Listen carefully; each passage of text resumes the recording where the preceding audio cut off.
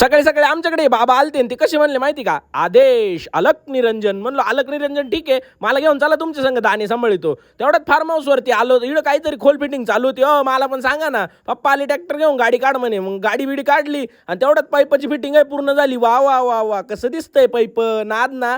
तेवढ्यात आलो मोटर चालू करायला, पण ते कुलूपच उघडणार राव. लय तरसवलं त्यांनी मला. इकून तिकून झटके झुटके मारून पेटी उघडली आणि खटक्या दिवशी बटन वर करून दिलं, मोटर चालू केली. त्यात काका म्हणे थांब थांब थांब, पाईप कापायचा राहिला. म्हणलं मोटर तर चालू केली. बरं म्हणलं कॉक बंद करतो थांबा. कॉक बिक बंद केला आणि तेवढ्यात मस्त पैकी फिटिंग बिटिंग करून पाईप गरम करून खोसून दिला आणि हे रट्ट्यामध्ये ब्लोअर लावलं. आव पाणी व्हायला चाललं, टाका ना त्याच्यात.